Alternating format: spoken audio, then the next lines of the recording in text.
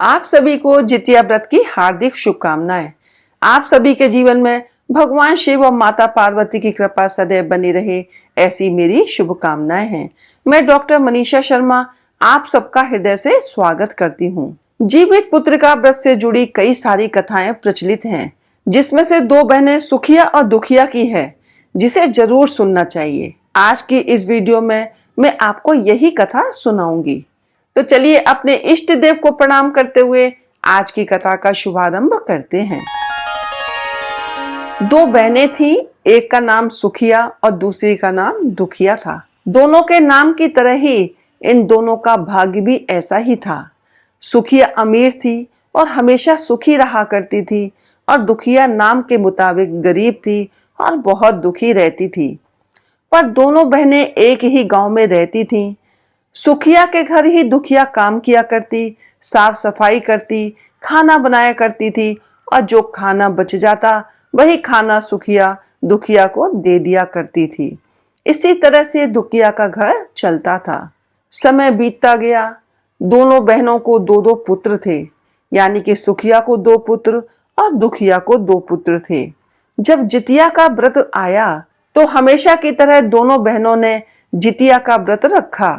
दुखिया सुखिया के घर में काम किया करती। व्रत के दिन दुखिया ने सुखिया के घर जो चावल फटका, चावल को जो साफ किया, उससे जो खुर्दी निकला उसे अपने पास रखा और साफ चावल सुखिया को दे दिया। फिर उसने साग को चुना, पत्तियों को डंठल से अलग किया। यहाँ भी अच्छा वाला साग सुखिया के लिए रख दिया, और जो बची हुई डंठल थी उसे अपने लिए रख लिया। और अब दुखिया ने सुखिया के घर खाना बनाकर अपने घर चावल की खुर्दी और साग की डंठल को लेकर आकर उसी चावल की खुर्दी और साग की डंठल से खाना बनाकर बच्चों को खिलाया और खुद भी खाया। इसके बाद दुखिया सोने के लिए चली गई। आधी रात में एक बूढ़ी औरत उसके घर का दरवाजा खटखटाती है। तो दुखिया ने पूछा, आप कौन हैं? तब उस बूढ़ी औरत ने बोला, बेटा हम हैं। दुखिया ने उठकर दरवाजा खोला और कहा, माँ आपको क्या चाहिए? आप इतनी रात यहाँ किस लिए आई हैं? तब बुढ़िया ने कहा, बेटा मुझे बहुत भूख लगी है, कुछ खाने को दे दो। दुखिया उस बूढ़ी औरत को घर के अंदर ले आती है और कहती है, हम लोग बहुत ही गरीब हैं। आज मैंने खुर्दी का चावल और साग की डंठल को बनाया है, क्या आप उसे खाएंगी? तो बुढ़िया ने कहा, हाँ क्यों नहीं खाऊंगी, मुझे बहुत भूख लगी है, मैं वही खा लूंगी। दुखिया अंदर जाकर खुर्दी का चावल और साग का डंठल लाकर उस बूढ़ी औरत को खाने को दे देती है। बूढ़ी औरत खाना खाने के बाद कहती है कि मुझे अच्छे से कुछ दिखाई नहीं देता, ऐसे में इतनी रात के अंधेरे में अपने घर में कैसे जाऊंगी? तो दुखिया ने कहा, कोई बात नहीं माँ जी, आप यहीं पर सो जाओ, सुबह होने पर अपने घर चली जाना। तब बूढ़ी औरत रात में दुखिया के घर में ही सो जाती है। बूढ़ी औरत थोड़ी देर के बाद उठकर बोलती है, बेटी मुझे दीर्घ शंका लगी है, कहाँ करूं? इस पर दुखिया कहती है कि मेरे घर में शौचालय नहीं है, इसलिए आप उधर कोने में कर लो। तो वो बूढ़ी औरत पूछती है कि बेटी भड़ करूं या छर करूं? दुखिया नींद में थी तो उसने नींद में ही कहा, माँ भड़ कर दो, मैं सुबह साफ कर दूंगी। इसके बाद बूढ़ी औरत कहती है, बेटी मैं अपने हाथ कहाँ साफ करूं? इस पर दुखिया कहती है, आप मेरे सर पर अपने हाथ को साफ कर लीजिए।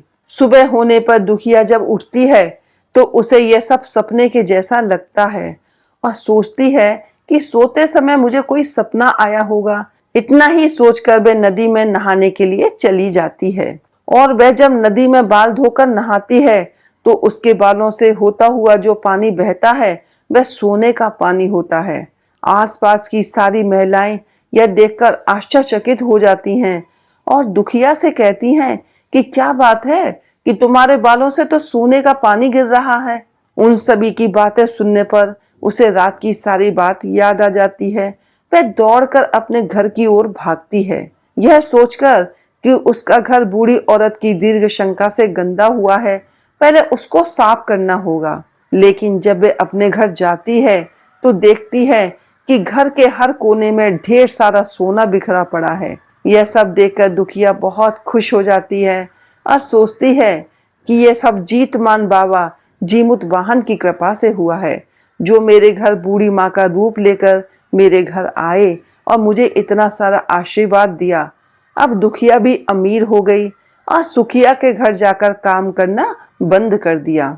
दुखिया अपना व्रत पूरा करने के बाद अपने पुत्र से कहती है कि जाओ मौसी के घर से तराजू लेकर आओ, मुझे ये सोना नापना है कि ये कितना है। बच्चा खुशी खुशी सुखिया मौसी के घर जाकर तराजू मांगता है।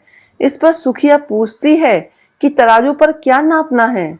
बच्चा भोला होने के कारण बता देता है कि मेरे घर में बहुत सोना है, माँ को उसे ही नापना है। सुखिया बच्चे को बोलती है, खाने को तुम्हारे पास कुछ भी नहीं है और सोना तोलोगे, मुझसे झूठ बोलते हो।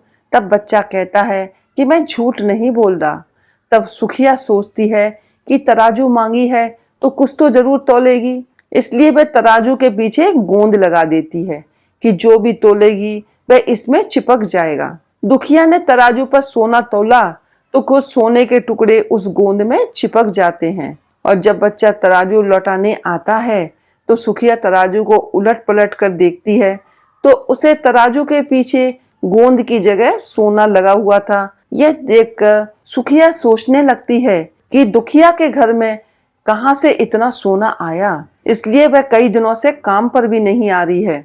सुखिया दुखिया के घर जाकर देखती है कि वहां बहुत सारा सोना है और जब दुखिया के पास जाकर पूछती है कि तुम्हारे पास इतना सारा सोना कहां से आया जिसे तौलने के लिए तुमने तराजू मंगाया था। दुखिया मन से सच्ची और भोली थी, इसलिए वह उस रात वाली की सारी कहानी अपनी बहन सुखिया को बता देती है। लेकिन सुखिया मन की लालची थी और उसे ईर्ष्या होने लगी कि दुखिया के पास हमसे ज्यादा धन आ गया, अब तो अगले जितिया मैं भी खुर्दी का चावल और साग की डंठल ही बनाऊंगी। फिर अगले साल जितिया का व्रत दोनों बहनों ने रखा। सुखिया के पास सब तरह का सुख और धन भी था, इसके बावजूद वह जितिया के दिन चावल फटक कर साफ चावल फेंक देती है और खुर्दी अपने पास रख लेती है, और वैसे ही साग को तोड़कर फेंक देती है और डंठल को अपने पास रख लेती है और वही बना दिया। पूजा पाठ और खा पी कर सुखिया सोने चली गई। आधी रात को सुखिया के घर में भी एक बूढ़ी औरत आई।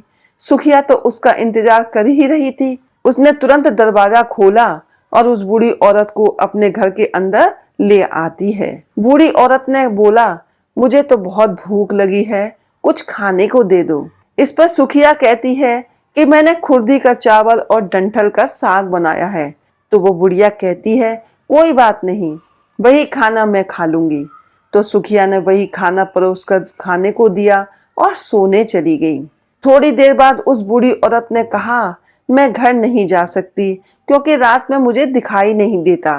तो सुखिया ने कहा, कोई बात नहीं, आप यहीं सो जाओ। बूढ़ी औरत थोड़ी देर बाद फिर कहती है कि मुझे दीर्घ शंका लगी है, कहाँ करूं? तो सुखिया ने बोला, वही कोने में कर लो। इसकी थोड़ी देर बाद बुढ़िया फिर कहती है कि भड़बड़ करूं या छरछर करूं। या सुखिया को याद नहीं आता कि दुखिया ने क्या बताया था। तो सुखिया ने बोला, माँ छरछर कर लीजिए। बुढ़िया ने फिर कहा कि बेटी मैं अपने हाथ कहाँ साफ करूं।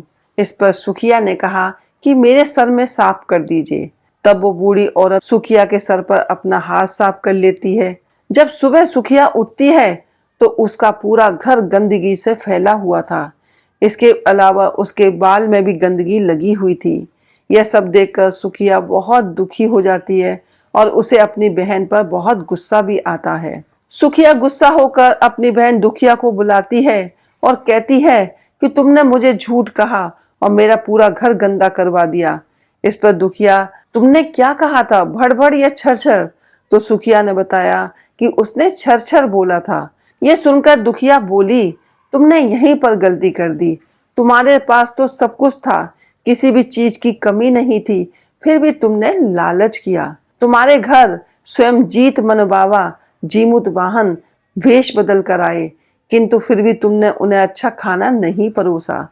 मेरे पास तो कुछ भी नहीं था, इसलिए मैंने उन्हें खुर्दी का चावल और साग का डंठल खाने में परोसा था, लेकिन तुमने अपने घर आए भगवान का अपमान किया और सब कुछ होने के बावजूद तुमने साग और भात खिलाया। तुम्हारे सब कुछ होने पर भी तुमको लालच नहीं करना चाहिए था, इसलिए तुम्हारे साथ बुरा हुआ। अपनी बहन दुखिया की ये बात सुनकर सुखिया को अपनी गलती पर बहुत पश्चाताप हुआ और वो भगवान से क्षमा याचना मांगने लगी।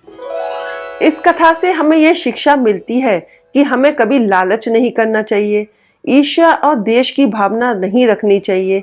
भगवान की पूजा श्रद्धा और अपनी सामर्थ्य के अनुसार करनी चाहिए।